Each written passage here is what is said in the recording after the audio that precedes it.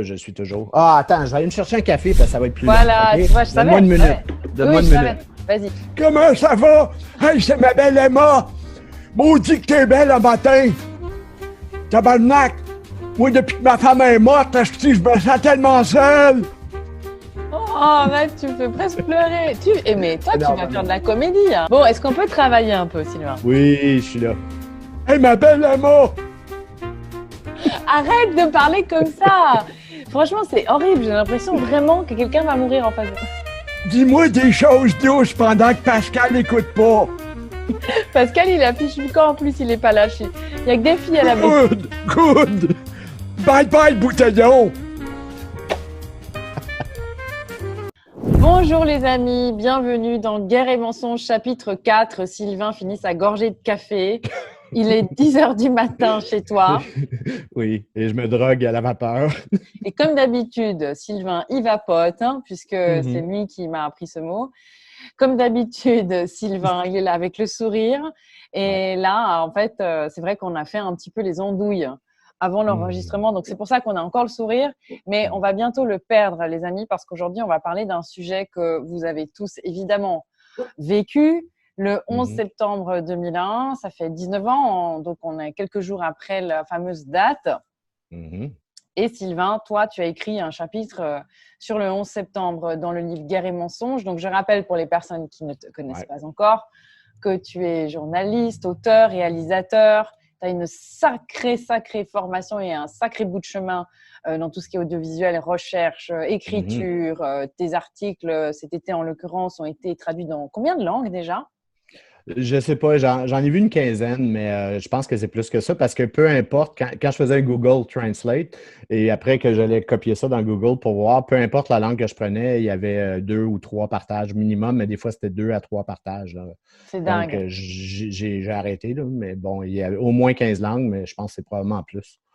Donc voilà, alors vous avez pu effectivement suivre, vous pouvez toujours suivre Sylvain sur Facebook. On te connaît par Ouais, tes flashs. Et d'ailleurs, on a ouais, des vidéos de toi, tout d'un coup, tu as des flashs, tu as ton analyse géopolitique. Et là, ouais. on va être aujourd'hui en train de parler spécifiquement du 11 septembre. Pourquoi? Mm. Je vais vous demander maintenant, les amis, et je ne le fais jamais, de partager en masse cette vidéo le plus possible à votre famille, à vos amis, à vos connaissances. Pourquoi? Parce qu'aujourd'hui, en parlant du 11 septembre avec toi, Sylvain, eh bien, on va faire une liste de points étranges, Mhm. douteux, Hum. et on va regarder finalement en quoi le narratif officiel peut être absolument absurde Mhm. et passé. Mhm. Alors, juste la différence entre 2001 et maintenant, c'est qu'en 2001, il n'y avait pas encore tous ces réseaux sociaux, hein, Mhm. et on a tous vu ça devant notre télévision. Je pense Ouais. d'ailleurs que les personnes qui nous écoutent maintenant se souviennent de ce qu'elles faisaient à ce moment-là. Et il n'y avait pas encore tous ces partages réseaux sociaux, YouTube, enfin, c'était vraiment pas, je ne sais plus exactement les dates, mais en tout cas, maintenant, Mhm. l'époque est différente. Alors, par où tu souhaites commencer par rapport à cette terrible journée où il y a eu de mémoire plus ou moins 2800 morts, un peu moins par là, non? Je crois que c'était 2565, quelque chose comme ça, là. énorme quand même. Ouais. Ben, oui, ça fait beaucoup de monde. Euh, En fait, pour moi, ben, tu as dit quelque chose d'important déjà, je trouve, c'est que la différence, c'est une opération sous faux drapeau. Donc, ce que je veux dire par là, c'est que c'est une opération qui a été auto-infligée pour permettre plusieurs objectifs. Donc, aux Américains, en accusant Al-Qaïda, qui était vaguement le pseudonyme du terrorisme à l'époque.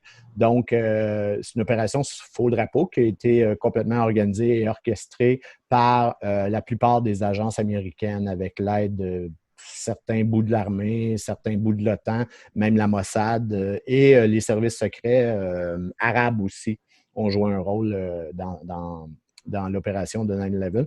Donc, tu sais, quand on parle d'un complot, ça, c'en est un vrai. Parce que comploter, ça prend beaucoup de monde. Et là, il y a eu un gros paquet de monde qui ont complété sur 9/11. Ce que tu disais tantôt, c'est que il n'y avait pas tous les réseaux sociaux pour partager à l'époque, mais on était quand même déjà implantée sur Internet. Disons que l'information en 2001 encore sur Internet, c'était pas comme aujourd'hui du tout, là, ça voyageait pas aussi vite et il n'y avait pas Facebook pour tout échanger à mesure et tout ça.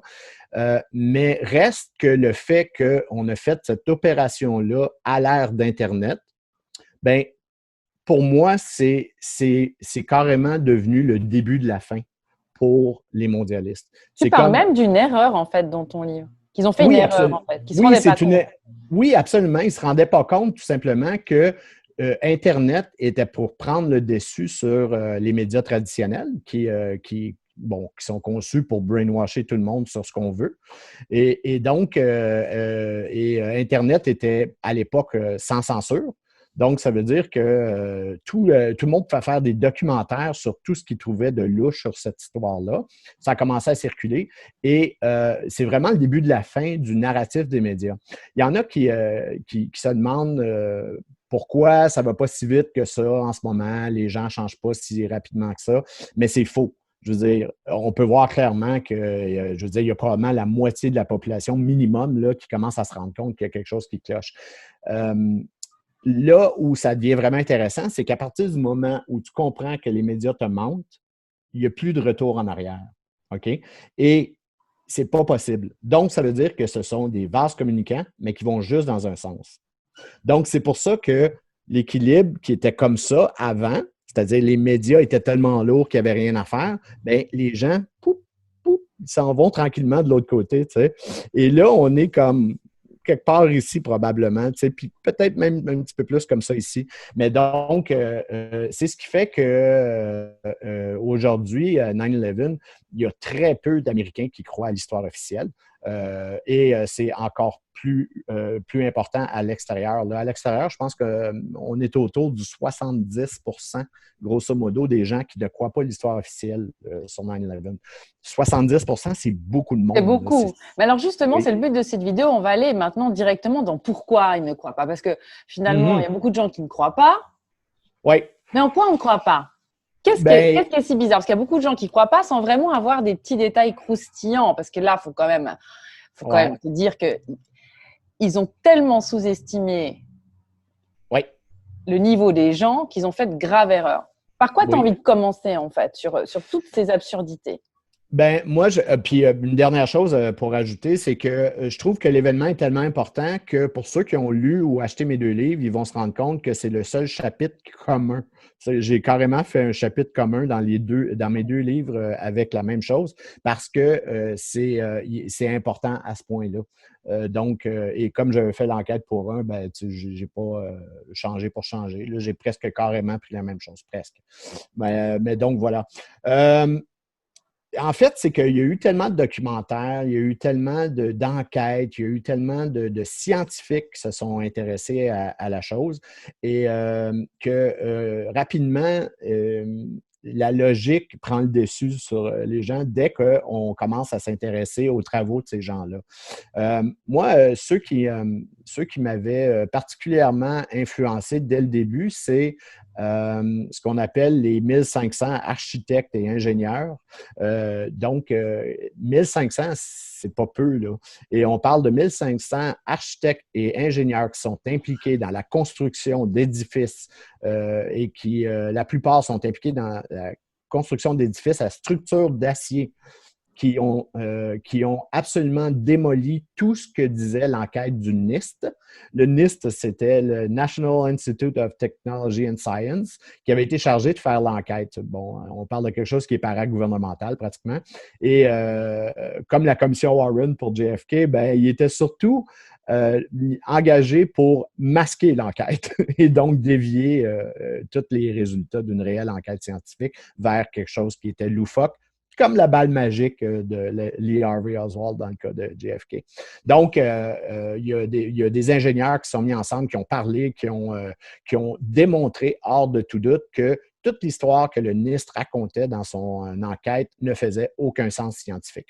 Bon, on peut commencer peut-être parler par justement les deux tours. Si on y va de manière systématique, c'est que les deux tours avaient une structure d'acier.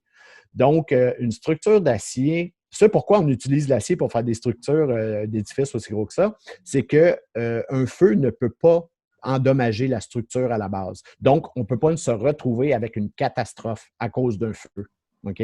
Et c'est assez simple. C'est qu'un feu, qu'il soit de bureau ou de kérosène, dans le cas d'un avion qui fonce dans une tour, on parle de 1500 degrés Fahrenheit, grosso modo, et l'acier ne commence pas à bouger avant 2200. Donc, on est très, très loin du compte, là, et l'acier ne peut pas se transformer, se tordre, se fondre avec des feux de bureau. Ce qui fait que, d'ailleurs, dans toute l'histoire des constructions d'acier, il n'y avait aucune tour avant les 2 tours du World Trade Center. Il n'y a aucune tour à structure d'acier qui s'était effondrée à cause d'un feu. Et ce qui était, il y en avait eu une, je ne sais pas si c'est au Venezuela, à Madrid ou quelque chose comme ça, mais il y avait une tour qui était de plusieurs dizaines d'étages, là, comme ça, qui avait brûlé au complet. Là. Tout avait brûlé à l'intérieur. La structure d'acier était encore parfaitement debout. Donc, on peut comprendre qu'il a fallu qu'il y ait un petit peu d'aide pour que la structure s'effondre. Et ceux qui, une fois que tout s'était effondré, ceux qui ont été chargés de ramasser les débris, tout ça, évidemment, tout était fait dans le secret le plus total. Il n'y avait que le FEMA, le FBI qui avaient accès à... Et même la police, je pense, n'avait pas le droit d'y aller et tout ça. Sur le site du décompte, mais il y en a qui ont pris quand même des vidéos. Et certaines vidéos montraient que même presque un mois après que la structure s'était effondrée, qu'il y avait encore des nappes d'acier en fusion au fond. Imagine. Et donc, ça voulait dire qu'il y avait eu quelque chose d'autre qui avait fait fondre l'acier. Donc, si on y va encore de manière systématique, c'est qu'il y avait une firme qui avait été dirigée longtemps par le frère de George Bush, qui était le président américain à l'époque. Son frère Marvin était chargé de la sécurité pendant toute la période avant le 9/11, dans le fond, avant l'effondrement. Et il y a plusieurs personnes qui ont noté qu'il y avait eu beaucoup de va-et-vient, de beaucoup de camions, et on faisait des réparations. Les ascenseurs étaient bloqués. Et clairement, on était en train de jouer dans la structure. Tu parles des chiens aussi. Tu parles des oui, chiens. Puis oui, c'est ça. Les chiens qui reniflent les bombes. D'ailleurs, oui, absolument. On l'entend, oui. Je pense qu'il savait elle renifle. Elle vérifie le jardin, on ne sait jamais. Ben, c'est ça, en fait, c'est qu'il y avait eu un premier attentat contre le World Trade Center à la bombe en 1993. Et à partir de là, on avait mis en permanence là, des chiens renifleurs pour les explosifs pour plus que ça arrive. Ben, un mois avant 9/11, alors qu'on faisait tous ces travaux-là, tout ça, on a retiré les chiens. Donc, ça aussi, pour plusieurs, c'était comment? Et évidemment, avec ce qui était pour se passer en septembre, il y en a beaucoup qui se sont rendus compte que ça avait été trafiqué. Une fois que les tours se sont effondrées, donc il y avait de l'acier en fusion, il y en a qui ont réussi à prendre des photos aussi de poutres d'acier énormes qui étaient coupées en biseaux et qui étaient fondues. Donc, ça ne peut pas avoir été fait par les feux de bureau, là, tout simplement. Ça veut dire qu'on avait implanté des charges de démolition pour abattre la structure. Il y a un concierge, un des concierges du World Trade Center qui s'appelle Willie Rodriguez. Lui, il avait raconté une histoire qui était assez intéressante, c'est que avant que le premier avion frappe la première tour, il y a eu une explosion, je pense que c'est dans le deuxième sous-sol, une explosion assez énorme. Je veux dire, il manquait de la peau et tout ça. Il y avait des gens, il y a quelques gens qui ont été frappés, tout ça. Et lui, il est remonté dans le lobby pour dire qu'il y avait eu une explosion en bas. Alors qu'il se rend dans le lobby, il y a un avion, il y a l'avion qui frappe en haut. Donc, clairement, on avait déjà timé les charges explosives avant que l'avion frappe. Donc, on avait déjà endommagé la structure dès la base. Là, tu parles de timing, Sylvain. Oui, oui. Il y a eu un fait assez étrange, enfin deux, avec une histoire de timing vraiment très spécifique. Bush, il faisait quoi parce que Bush. Il n'a pas dit qu'il avait vu le premier avion se crasher dans une tour. Il faisait quoi à ce moment-là?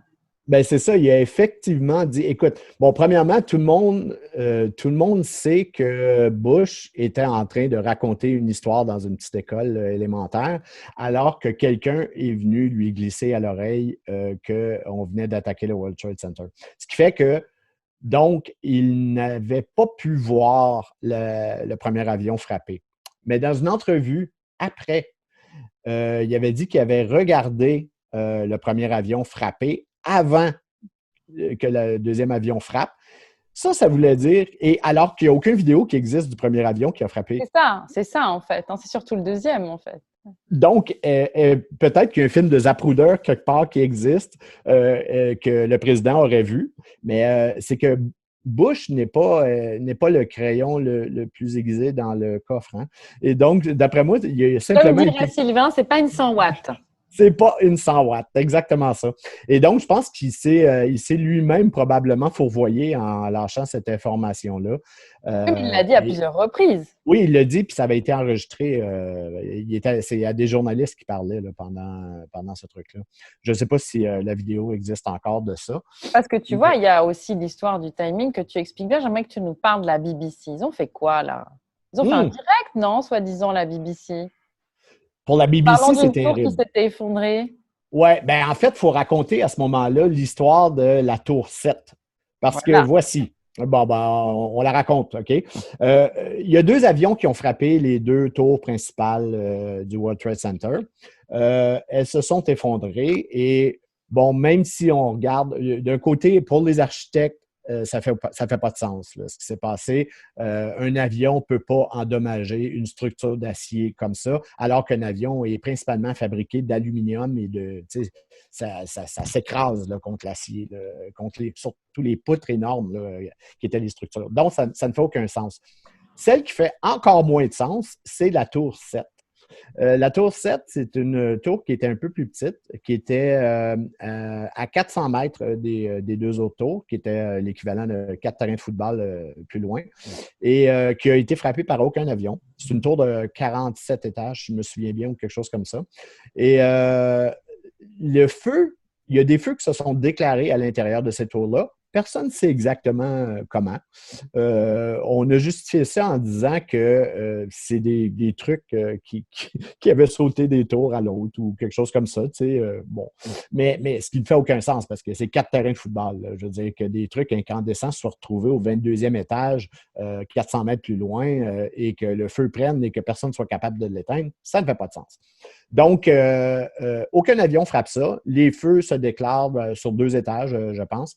Et les pompiers disent « Oh, c'est trop dangereux, on ne peut pas aller éteindre ça » et tout ça. Et tout à coup, la BBC fait un reportage, OK, alors que les feux sont encore en train de brûler à l'intérieur de la tour 7. Et la journaliste, la pauvre journaliste de la BBC qui va rester une tarte jusqu'à la fin de ses jours, déclare que la tour 7 vient de s'effondrer. Mais coup de théâtre, la tour 7 est toujours derrière elle pendant qu'elle est en train de dire ça. Et la tour 7 ne s'effondrera que 25 minutes plus tard. Et donc, clairement, il avait reçu le script trop tôt. La BBC... Ou alors, peut-être qu'elle avait une intuition, hein, tu sais. Ce qui est absolument incroyable, c'est que jamais, au grand jamais, pour 2 feux à 2 étages, on aurait pu penser que la tour 7 s'effondre.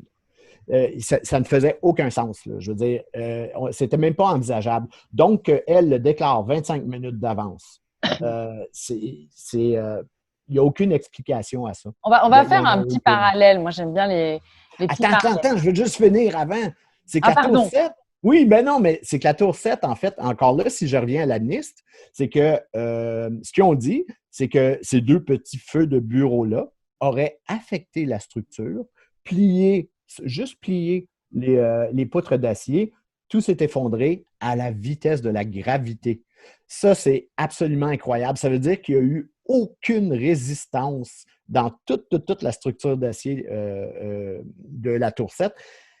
Pour les moins convaincus de cette opération-là, comme quoi ça avait été absolument un complot, même les moins convaincus ne peuvent pas regarder l'histoire de la Tour 7 sans comprendre que c'est un complot. Ça ne peut être absolument rien d'autre.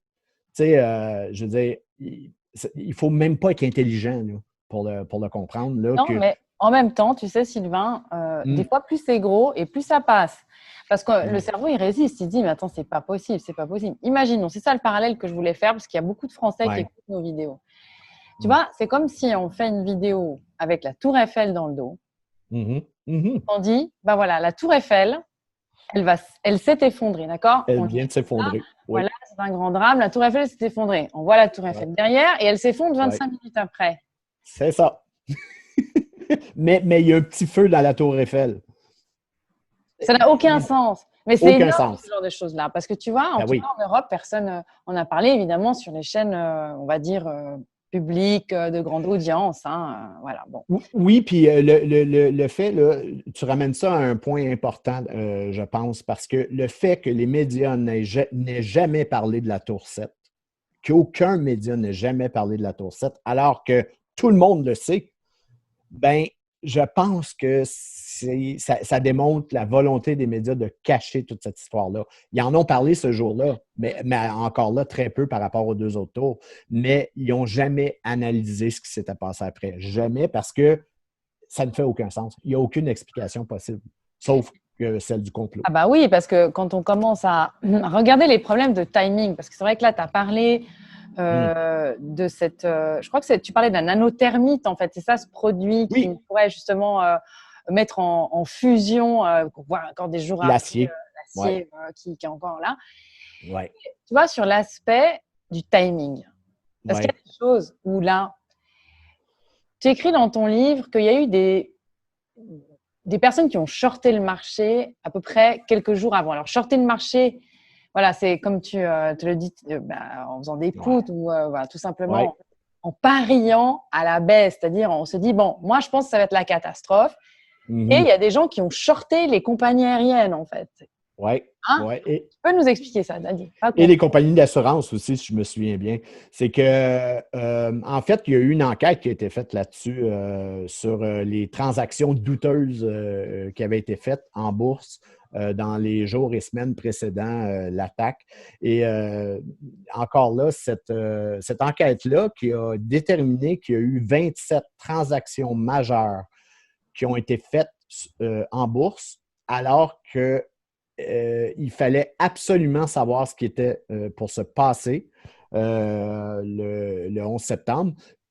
Donc, 5 jours avant. Hein? Oui, puis les médias ne nous ont jamais non plus parlé de cette enquête-là, qui détermine que clairement, il y avait beaucoup de monde qui était impliqué dans la haute finance, qui savait ce qui était pour se passer. Et donc, ils ont parié contre les compagnies d'assurance et contre les compagnies aériennes. Ils savaient que les stocks étaient pour s'effondrer sur ces compagnies-là, alors qu'il n'y avait aucune raison de s'inquiéter pour ces compagnies-là, d'aucune façon. Donc, et c'était des transactions majeures. Là. On parle de gens qui mettaient beaucoup d'argent, qui pariaient sur ça. Tu vois, Sylvain, maintenant qu'on parle de ça, je sais qu'on a des personnes qui regardent de façon très fidèle nos émissions parce qu'elles ont le point commun avec toi et moi aussi, c'est qu'elles aiment bien aller fouiner et comprendre. Moi, je lance un appel parce que quand on parle des compagnies aériennes, je me dis, souvenons-nous, les amis, début de l'année 2020, qui aurait parié à la baisse les valeurs en bourse des compagnies aériennes? Qui aurait pensé que les compagnies aériennes seraient grounded? Qui aurait pensé que EasyJet, toutes ces compagnies hyper importantes, American Airlines, crashées en bourse? Là, en l'occurrence, c'est un vrai crash, mais boursier. Qui a shorté le marché? Il y a sûrement des gens, Sylvain. Oui, c'est ça. En fait, il n'y a personne qui est pointé du doigt ou à peu près par ces enquêtes-là. Ça va venir. Oui, ça va probablement venir, mais tu sais, moi, c'est certain qu'il faut qu'on regarde du côté de tout ce qui était Rockefeller, tout ce qui était Vanguard, tout ce qui était BlackRock à l'époque. Je ne suis même pas sûr si BlackRock existait déjà, mais Vanguard existait. Mais Morgan Chase, tous les gens de la très haute finance qui sont ceux qui manipulent toujours l'économie, eux savaient tous que c'était pour arriver. Tu sais, il faut savoir, là, au niveau logique en plus, là, euh, les tours, ça valait la peine de les démolir à la base parce que elles étaient isolées à l'amiante.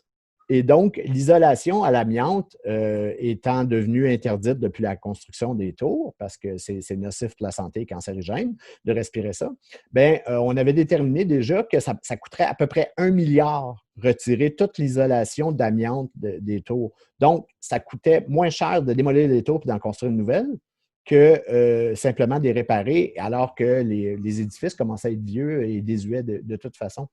Alors, Donc, celui qui avait ça, il a touché combien de milliards là, avec son assurance? ça, Il c'est a un peu fou. modifié deux, trois choses quelques jours avant, non? Ou deux Oh, quand même, quand même. semaines. Larry Silverstein, qui avait acheté les tours, je pense, c'est en juin ou en juillet, juste avant, là, quelques mois là avant. Lui, c'est un riche businessman juif de New York. Et Larry a acheté les tours pour assez peu, mais dès qu'il les a achetés, alors qu'on s'entend, là, ça coûtait 1 milliard pour le réparer. Là. Ça ne faisait pas de sens. C'est réparer des vieux édifices. Il a changé l'assurance. Donc, il a fait ajouter une assurance contre les agressions terroristes. Quel Alors que visionnaire. et ça doublait la prime en plus sur la prime sur les assurances sur les édifices. Donc, encore là, on peut parler presque d'une transaction malhonnête parce qu'il fallait savoir qu'il était pour être attaqué pour prendre une décision aussi ridicule financièrement. Là, Mais il a touché l'argent pour l'effondrement d'un attentat ou de deux?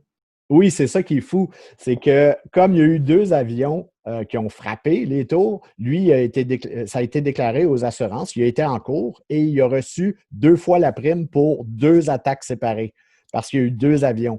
Donc, il s'est retrouvé en tout et partout, je pense, avec 7 milliards d'assurance pour des buildings je pense, qu'il avait payé 2 ou 3 milliards et qui nécessitaient pour 1 milliard de réparation. Très bien. Donc, il s'est Alors, retrouvé. Sylvain, je te mandate de me retrouver l'avocat de ce cher monsieur. Oui, c'est Je ça. l'exerce toujours. Je veux bien qu'il m'accompagne dans mes démarches. Il doit être dans un pays où il n'y a pas de traité d'extradition avec les États-Unis.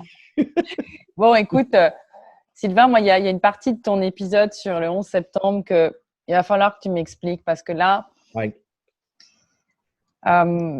tu parles de la vitesse des avions. Mm-hmm. Tu parles de la vitesse des avions et j'aimerais que tu nous éclaires là-dessus parce que là, Ouais. pas grand monde en a parlé en réalité. Non, c'est ça. Ben, tu sais, quand je disais que quand j'ai commencé à regarder un peu les vidéos, il y avait le vidéo Zeitgeist qui m'a ouvert l'esprit, qui était sur des trucs généraux. Il y avait le Loose Change qui faisait une très, très belle analyse de ce qui s'était passé. Il y a eu les architectes et ingénieurs qui s'étaient alliés ensemble pour faire des études. Mais il y a aussi Pilots for Truth qui ont fait la même chose, mais pour observer du point de vue de tout ce qui était vol aérien, données de radar, vitesse des avions. Et ils voulaient simplement voir si tout ce qui s'était passé dans les airs à ce moment-là était possible. Et donc, ils ont réussi à recueillir, grâce à toutes les données radar de ce jour-là, à recueillir la hauteur des avions, la vitesse des avions, les manœuvres des avions et tout ça. On parle autant des avions qui ont frappé les tours du World Trade Center que de l'avion qui aurait frappé le Pentagone. Et après, ils ont tout amené, toutes ces données-là, avec les types d'avions, tout ça, ils ont tout amené dans des simulateurs. Et là, dans les simulateurs, c'était des messages d'erreur un après l'autre. Il n'y a rien de tout ce qui était donné sur les radars qui était possible, ou à peu près, dans les manœuvres qui ont été faites avec ces avions-là. Bon. Entre autres, sur la vitesse des avions, je ne me souviens pas de la vitesse exacte, mais je me souviens grosso modo de ce que ça donnait. C'est que les avions, c'était des Boeing 747, je pense, ou 767, mais ont une certaine vitesse de croisière. OK? Mais cette vitesse de croisière-là, évidemment, c'est à 30 000 pieds dans les airs où il n'y a pas beaucoup de friction d'air. OK?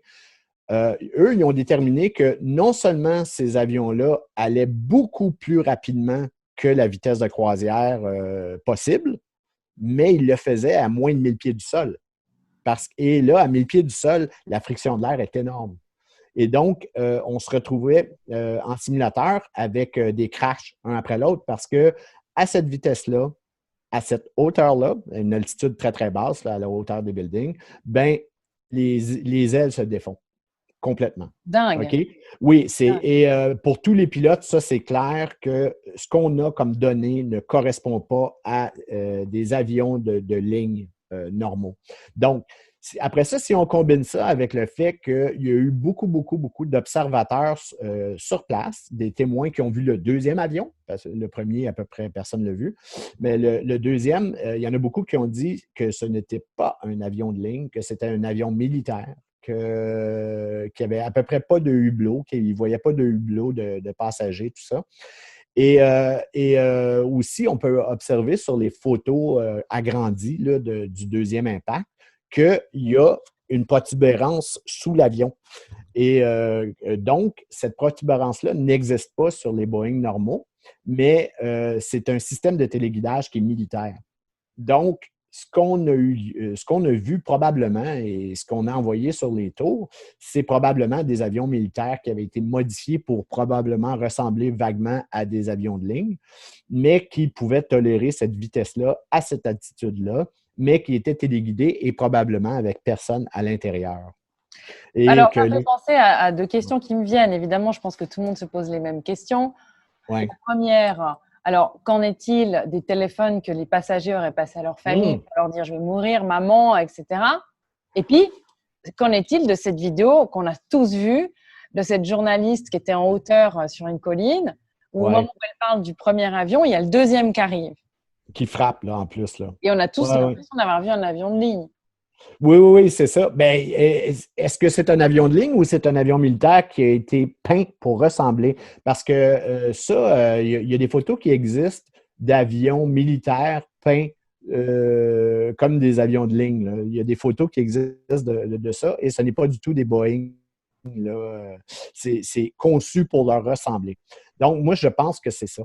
En fait, si on fait un peu d'histoire, parce que tu sais comment j'aime l'histoire, là, je vais juste raconter le plan Northwoods. Le Oui, plan mais on Northwoods. parlera quand même des appels des gens dans l'avion. Hein, Oui, oui, on en reparle après. après, tu montres. Oui, mais en fait, c'est ça, c'est que le général Lyman Lemnitzer, c'était un général qui était un peu foldingue à l'époque de Kennedy. Et ce général-là avait présenté en 1962 un plan à Kennedy pour justifier d'attaquer Cuba. Et ce plan-là s'appelle le plan Northwoods. Et le plan était de finalement remplacer un avion de ligne plein d'étudiants par un avion téléguidé militaire, mais qui ressemblerait à l'avion de ligne, et de l'abattre et d'accuser Cuba d'avoir descendu cet avion-là. Ce qu'on peut voir avec ce qui a été fait avec 9/11, ça ressemble grandement au plan Northwoods de Lemnitzer. D'ailleurs, Kennedy l'avait foutu à la porte tout de suite après en disant « OK, merci, c'est bon, bonne journée ». Et il l'avait envoyé à diriger l'OTAN en Europe. Mais donc, donc, c'est assez clair que c'est probablement ce qu'on avait fait. Si on vient justement aux appels téléphoniques, ça, c'est fou. C'est que il y a un avion qui, semble-t-il, lui, s'est jamais rendu sur sa cible qui aurait été le Pentagone, semble-t-il. L'avion aurait crashé à Shanksville, en Pennsylvanie, et en route vers le Pentagone, nous dit-on. Et ça aurait été à cause que les passagers se seraient rébellés contre les terroristes et bataille s'ensuit. Et donc, ils ont crashé l'avion plutôt que... Mais cette histoire-là, et on en a fait un film de ça. Je ne sais pas si tu l'as vu, mais il y a un film qui existe, une fiction de ça, Oui. et où on raconte la bullshit habituelle. Mais donc, ce qui est le plus amusant avec ça, c'est que pour faire encore plus dramatique, les passagers de l'avion de Shanksville ont fait une dizaine d'appels à leurs proches, alors qu'ils savaient qu'ils étaient tous pour mourir. Et donc, ces appels-là auraient été enregistrés parce qu'évidemment, à l'époque, les médias voulaient nous faire croire que c'était vrai, voulaient rendre le côté dramatique. Donc, on mettait en ligne, on a mis en ligne ces appels-là. Pour tous les techniciens qui connaissent un peu la téléphonie, ils disaient en fait que à cette altitude-là, d'obtenir une ligne téléphonique avec les cellulaires de l'époque, la chance était de 0,006 d'obtenir une ligne. Et pourtant, on a 10 appels sans aucune friture qui étaient disponibles, mis en disponibilité. Donc, pour la plupart des gens, les techniciens qui connaissent un peu ça, ça ne fait pas de sens qu'il y ait eu déjà en partant ces appels-là qui auraient été enregistrés. Ce pourquoi je pense qu'on ne les trouve plus aujourd'hui sur YouTube, c'est qu'après analyse, on se rend compte qu'ils étaient ridicules en plus. Parce que le but était d'identifier des passagers qui étaient sur l'avion. Ben, on a eu entre autres un type qui a appelé sa mère. Et c'est comme si j'appelle Emma ma mère. Et moi, j'appelle, je dis bonjour, Emma, c'est Sylvain Laforêt, ton fils. Mais le nom de famille était nommé dans la conversation téléphonique. Je l'ai entendu, celui-là, puis effectivement, ça ne faisait pas de sens. Il y a un autre appel aussi où il y aurait eu un bug et où les 3 mêmes lignes de dialogue étaient répétées par les deux personnes en plus. Là. Les 3 mêmes lignes de dialogue, exactement, le mot pour mot. Et ça, tu t'y connais là-dedans, hein? Ouais, ben oui, dans les lignes de dialogue. Mais donc, c'est ça. Tout ça ne faisait pas de sens. Puis je pense qu'on a retiré tous les faux enregistrements de conversations téléphoniques depuis le temps parce que, évidemment, ils sont plus faciles à tourner au ridicule maintenant à prouver quoi que ce soit. Ces vols, ils ont bien eu lieu. Ils ont été où alors, ces gens-là? Ils ont été débarqués quelque part? C'est la réponse que je n'ai pas. Écoute, on lit des trucs parce que forcément, si ces vols-là ont eu lieu et qu'il y avait effectivement des passagers, le sort, le destin de ces gens-là, c'est d'une horreur totale parce qu'on n'a plus jamais entendu parler d'eux. Mais il y en a qui disent que simplement, les vols auraient décollé, mais avec personne. Que donc, les listes de passagers, que les familles des passagers ne se seraient à peu près pas manifestées. J'en sais pas plus là-dessus, je ne le sais pas. Il y a eu l'histoire qui est assez terrible de justement le vol je pense que c'est le vol 93 qui se serait effondré à Shawshank. Bien, en fait, semble-t-il qu'à l'aéroport de Cleveland, on a évacué l'aéroport en urgence. Et ça c'est vrai, là, qu'on a évacué l'aéroport de Cleveland en urgence, que personne n'avait le droit de regagner son véhicule. Il devait simplement quitter l'aéroport rapidement et qu'il y aurait eu quelques témoins qui disaient que le vol 93, qui semble-t-il, s'était effondré un peu avant à Shanksville, ben, aurait atterri à Cleveland à ce moment-là et que tous les passagers auraient été amenés dans un hangar qui appartenait soit au FBI ou à la CIA, peu importe. Est-ce que c'est vrai? Je ne le sais pas. Est-ce qu'il y avait des passagers sur ces avions-là? Je ne sais pas. Je ne la connais pas, cette manipulation-là. Je pense que, en fait, juste de connaître l'ampleur de l'opération qui s'est faite avec tout ça, pour moi, me suffit. Et ça ne me tente pas d'essayer d'imaginer ce qui est arrivé avec ces gens-là s'ils ont existé. Oui. Ouais. Non, mais là, là, on est dans l'ordre de la spéculation.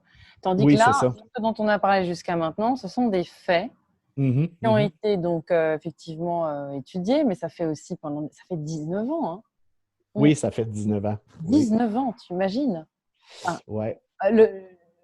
En fait, plus personne n'en parle. Personne ne se dit, mais finalement, puis il y a eu aussi des journalistes qui ont été mis en prison parce qu'ils ont... Oui. Il y a une chose qui cloche là-dedans. Oui. Ben, c'est comme si on avait le droit si personne n'avait le droit de remettre quoi que ce soit en question, alors que les faits sur le terrain, au contraire, sautent aux yeux. Là, et non seulement ça, mais on devrait tout remettre en question. En fait, je sais qu'il y a une enquête qui a été lancée l'année dernière. Donc sous le régime Trump. Et donc, il y a une enquête qui aurait été lancée par des avocats qui étaient pour réviser toute la commission d'enquête de la NIST sur les conclusions de ce qui s'est passé ce jour-là. Je ne sais pas où ça en est. Souvent, bon, la justice, ça peut être long. Là, ça se peut qu'on fasse traîner en longueur. Il est très possible qu'on fasse traîner jusqu'après la réélection de Trump aussi, quelque chose comme ça. Moi, je pense que dans les 4 prochaines années de Trump, on va avoir le mot final sur tout ça. Parce que ces boîtes noires, elles ont été retrouvées ou pas? Ah non, la plupart, c'est-à-dire qu'on nous dit que non, en tout cas. Regarde, si on veut regarder du côté de toutes les choses absurdes et des détails croustillants, ça peut en être un. On nous dit qu'on n'a pas retrouvé les boîtes noires des avions qui ont frappé le World Trade Center. On nous dit qu'on n'a pas retrouvé les moteurs en titane. OK? Il n'y a aucune pièce des moteurs en titane qui aurait été retrouvée. Et pourtant, on a retrouvé 2 passeports des pilotes, des soi-disant pilotes de Al-Qaïda. Donc, semble-t-il que le papier arabe des Oui, passeports des oui, terroristes soit plus solide que les moteurs en titane des absolument. avions. En Ouais. tout cas, sous l'ère de Bush, c'était le cas. Oui, mais je veux dire qu'on retrouve le passeport d'un gars qui était dans le cockpit, qu'on retrouve son passeport alors qu'on ne retrouve pas la boîte noire. Je veux dire, à un moment donné, il y a des limites à prendre les gens pour des cons. Là, Tu et sais, je vais puis te faire évidemment, juste une petite confidence, Sylvain. ouais. Mm. Euh, le 11 septembre a été le début de ma prise de choix d'arrêter la télévision. Ah, pour D'accord? vrai? J'ai arrêté en 2005. Ça m'a pris à peu près 4 ans entre le Ouais. moment où. Mais là, ça a été. En fait, ils ont perdu on va dire, une auditrice parce que, comme je Ouais. pense d'ailleurs, je dois d'être la seule. C'était Non, clairement. trop énorme au bout d'un moment. Oui, puis je veux dire, de toute façon, Internet commençait à prendre le dessus aussi comme source d'information. Bon, on était encore dans le point de basculement là, à cette époque-là, au balbutiement, mais c'est certain que à partir du moment où tu commences à comprendre que les médias te racontent n'importe quoi, puis dans le cas de 9/11, je veux dire, c'est flagrant, là. On nous raconte n'importe quoi, et depuis toujours. Et quand quelqu'un veut remettre en question quelque point qu'il soit sur 9/11, ben, on le traite de conspirationniste, de complotiste, et c'est d'un ridicule. Au point de vue scientifique, c'est J'ai totalement remarqué ridicule. maintenant qu'à chaque fois qu'on dit ce mot, je me mets à sourire parce qu'en fait, à chaque fois que j'entends ce mot, ça me fait penser au cours d'école. On dit c'est Ouais. toi qui as fait ça, hein, et puis toi c'est pipi, puis toi c'est caca. Enfin, moi, ça me fait Oui, c'est sourire. ça. Ce mot, c'est Oui. bon. Mais Ben oui, c'est ridicule. dans ton livre, Mhm. tu parles à ce moment-là de Big Brother. Ouais. Hein, donc, à ce moment-là, j'aimerais maintenant que tu nous expliques en quoi cet événement-là, selon toi, Ouais. vient flinguer la constitution des Ouais. fameux Des articles. États-Unis. Oui. Oui, ouais, ben en fait, c'est ça. C'est que on avait 2 objectifs clairs avec 9/11. Ça, pourquoi on l'a fait? Parce que quand on fait un false flag, surtout de cette ampleur-là, il faut qu'on ait des objectifs Donc, importants. false flag pour les personnes qui se souviennent Faux de. drapeau. Ouais. Voilà, sous faux drapeau.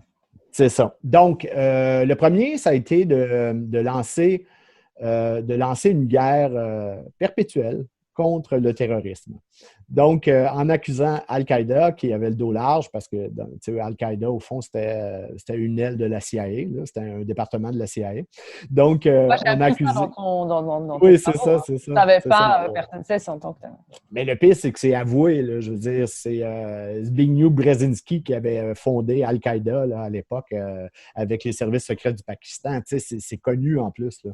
Mais bon, là, on accusait Ben Laden, qui était encore sur la paille de la CIA, on l'accusait d'avoir fait ça. Et donc, en accusant un groupe terroriste, ben, soit entre guillemets, le terroriste, ben, ça permettait de lancer une guerre perpétuelle. Tu sais, je veux dire, depuis qu'on fait des capsules, j'arrête pas de parler des guerres perpétuelles pour les banques, comment elles sont payantes. Et donc, parce que c'est une source inaltérable de revenus par les industries militaires, par la sécurité, par les armées, par bon, tout ça. Et donc, la guerre contre le terrorisme ne pouvant être gagnée, puisqu'on fournit aussi les terroristes, ben, à ce moment-là, ça justifie les dépenses éternelles par rapport à ça. Et on voit que 19 ans plus tard, ben, jusqu'à 2020, là, je te dirais, on avait autant de terrorisme qu'avant, sinon plus même.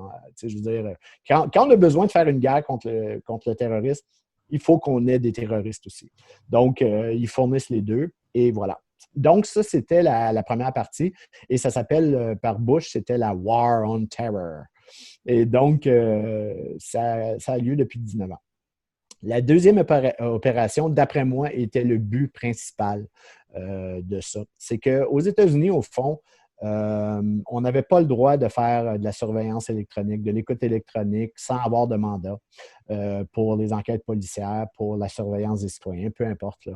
Et donc, là, on avait les outils Internet maintenant qui nous permettaient d'espionner très efficacement les allées et venues sur le monde virtuel des citoyens américains. On avait aussi les cellulaires qui étaient beaucoup plus faciles à espionner que les téléphones maison conventionnels où on devait foutre des appareils un peu partout.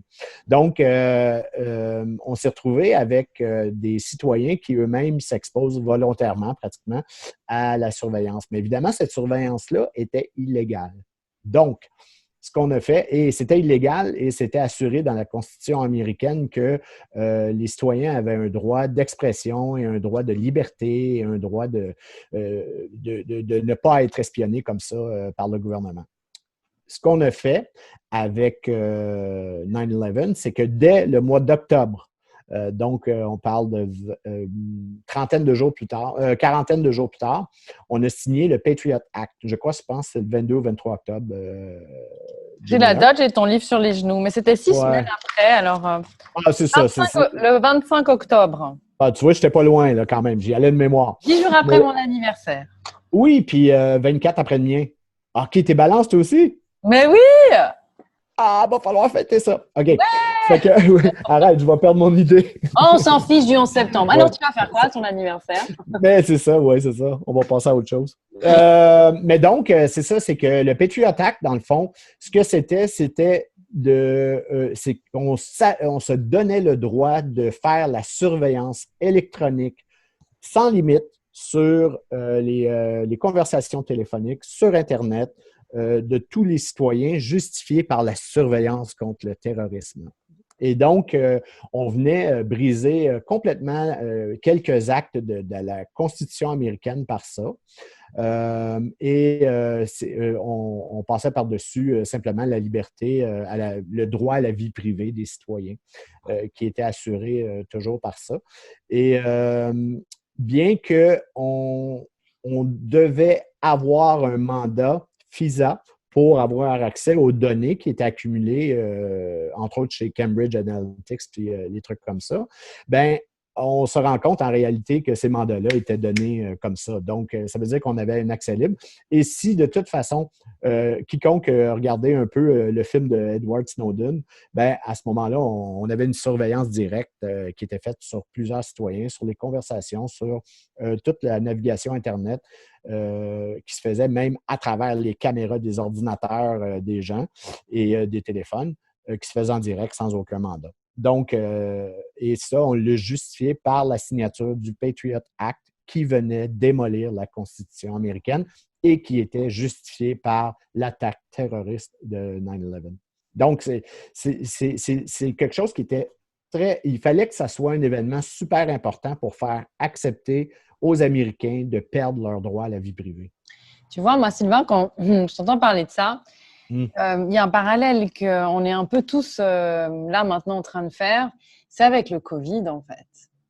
Tu vois, parce qu'on parlait on va parler de Al-Qaïda il y a 19 ans en se disant, pour votre sécurité, on va bien vous enlever vos libertés et on va venir chez vous à travers la technologie et on va savoir tout ce que vous faites.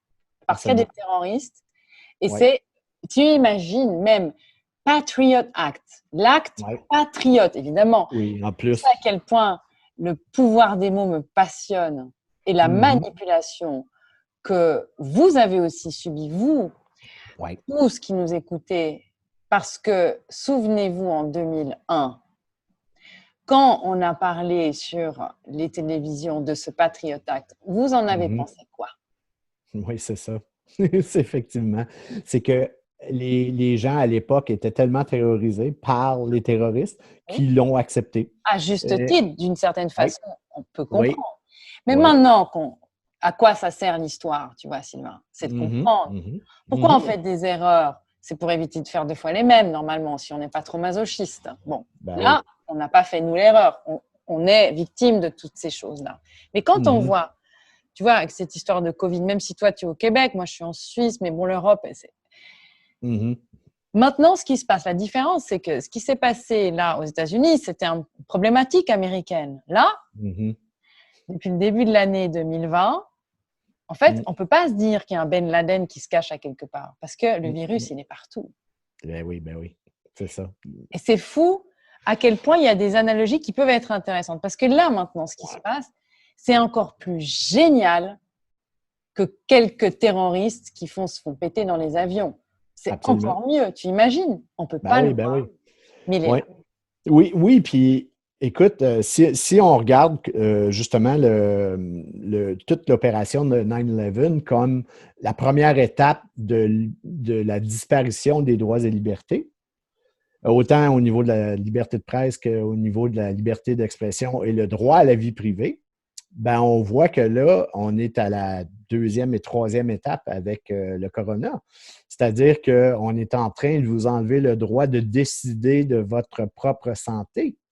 On est en train de se donner le droit d'entrer dans votre maison pour voir si vous faites ce qu'on vous demande de faire. Et je veux dire, qui embarque là-dedans? Je ne peux pas croire que les gens sont assez idiots pour dénoncer leurs voisins.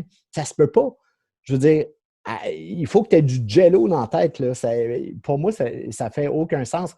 Jamais je ne dénoncerais personne, là, je veux dire, pour que la police puisse entrer chez mes voisins, tu sais, quand bien même ils font du bruit de temps en temps. Tu sais.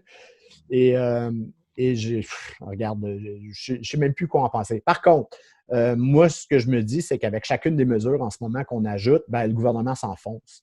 Je veux dire, c'est comme si on lui donne des poids pour aller dans ces sables mouvants là, et ils ne s'en sortiront pas de ça. Donc, pour moi, je veux dire oui, c'est terrible d'un côté, mais en même temps, ça me fait rigoler à chaque étape parce qu'à chaque étape, c'est comme si tu tires dans un pied de plus puis on en a seulement deux.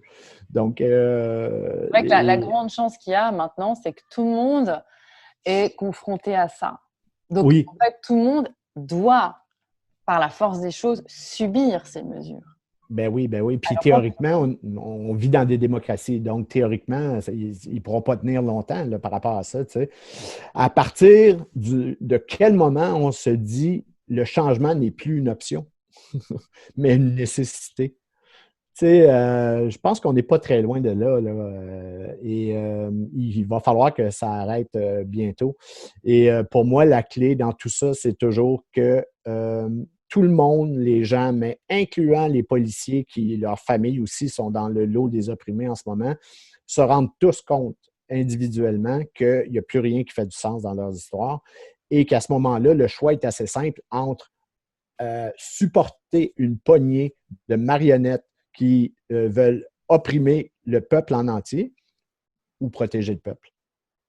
Tu vois, j'ai un parti de ton livre que j'ai envie de lire parce qu'il est tellement important. C'est pour ça que vraiment, j'incite les personnes qui écoutent cette vidéo à la partager parce que dans cette vidéo, il y a beaucoup de choses qu'on peut calquer sur ce qu'on vit maintenant.